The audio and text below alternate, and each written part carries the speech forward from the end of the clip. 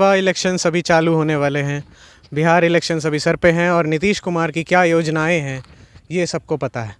लेकिन सबसे बड़ी अभी जो दिक्कत हमारे सब लोगों के सामने, बिहार के लोगों के सामने आ रही है, सो है शराबबंदी रहेगी या फिर वो हटने के कोई चांसेस बनते हैं।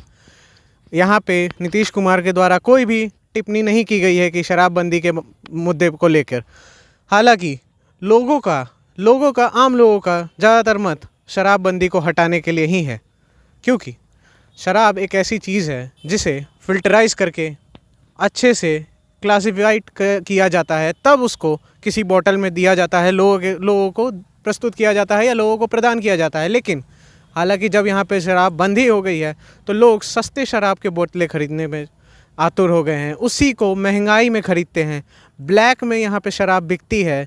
ये बिहार का हाल है अभी हाल फ़िलहाल।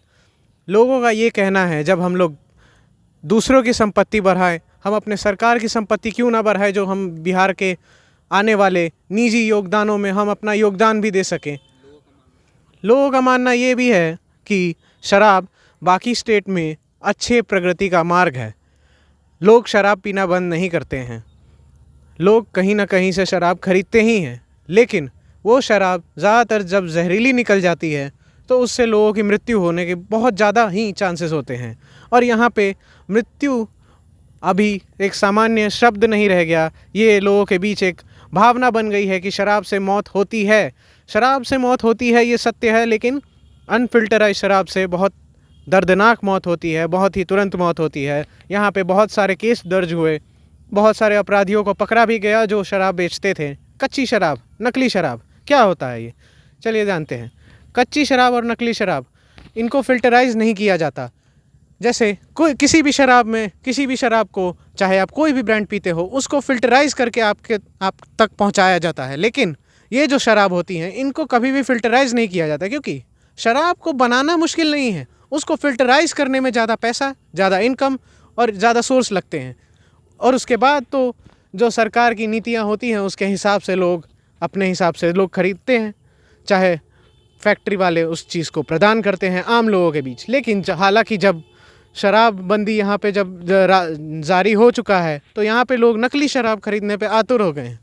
नकली शराब के कारण हाल ही में ही 26 लोगों की मौत हुई है एक दिन में।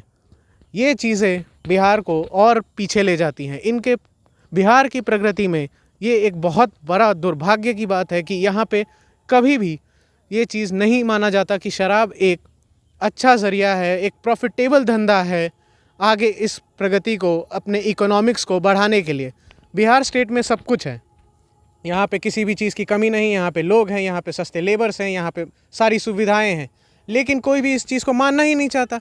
जो भी सरकार में आता है वो अपने सरकार के हिसाब से, अपनी चीज़ों के हिसाब से सब चलाता है, आम जनता की कोई नहीं सुनता। लोगों का ये मत है कि वो एक साथ हो सके किसी भी एक चीज़ के लिए, तो वो नहीं हो पाते, क्योंकि योजनाएं उस हिसाब से नहीं हैं।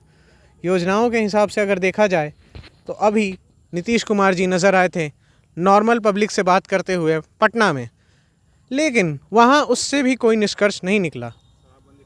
शराबबंदी यहाँ पे फेल होता हुआ नज़र आता है, क्योंकि सबसे बड़ी बात यह है कि शराबबंदी ही हमारे इकोनॉमिक्स, हमारे पॉलिटिकल सारी इमेज के लिए, हिस्टोरिकल इमेज, सब के लिए एक डैमेज के रूप में ही आया है।